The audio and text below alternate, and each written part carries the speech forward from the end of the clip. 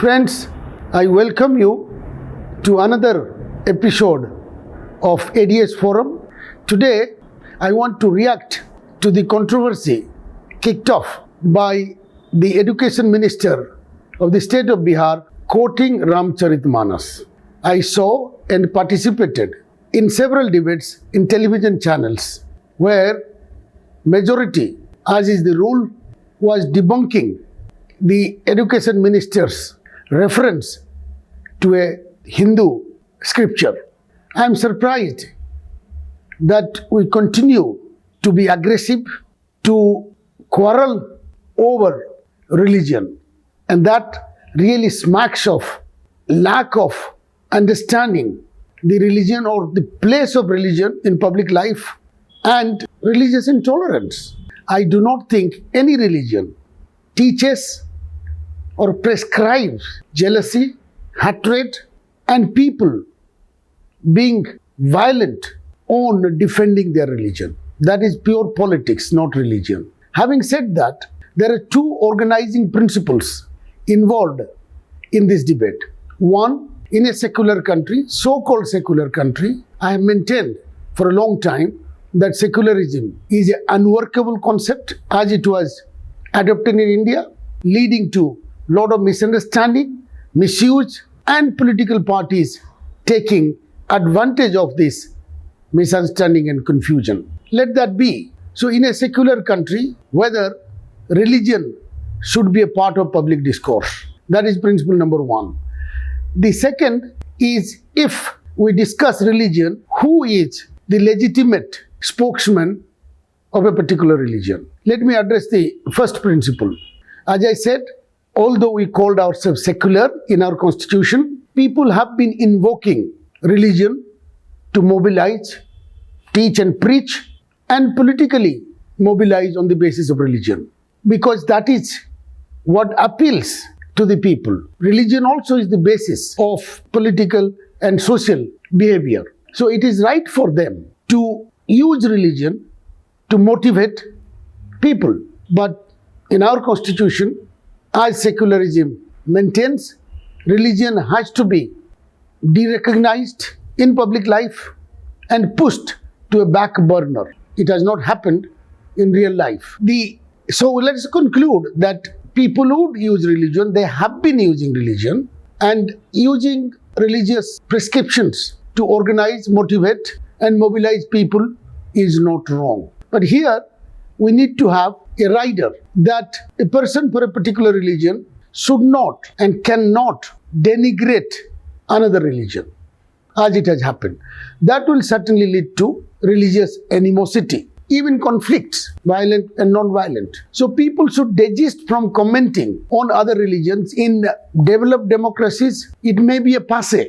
But in our country, which is highly religious sensitive, people should stay away from commenting on other people's religion. But in this case, in the state of Bihar, it is a Hindu who was quoting the scriptures. That people said he should not have. He had a design in doing so, and he should be asked to resign on the premise that he quoted the scriptures wrongly out of ignorance to denigrate a religion and to mislead people. My point here is that any religion is subject to multiple interpretations. Any religion. That is why you see the different divisions and segments in each religion, denominations in Christianity, and different sections in other religions. Because there are different interpretations, different perspectives of that religion. If that be so, the Education Minister of Bihar was entitled to make that mistake if he has done so. There cannot be a vengeful reaction, even attributing malice and malevolence to the minister while he was doing so. He may have done it out of lack of adequate knowledge of the scriptures. I refuse to go into a religious discourse because I am not the expert, and very few people are for that matter. So a debate on religion could be done between the experts of that religion and in a religious setting. But in public life, people used certain scriptures wrongly, then that can be contradicted.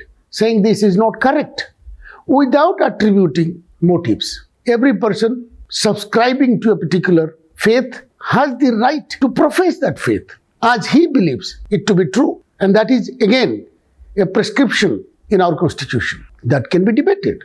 In a democracy, everything can be debated and discussed. So let us remember and let us not be hypersensitive about any faith, because faith in God, which translates into a religion, because what you hold is called religion. So faith in God cannot be shaken by an interpretation by anybody, because God is beyond any interpretation really. It's a matter of faith. And faith cannot be debated, cannot be rationalized, cannot be transcended.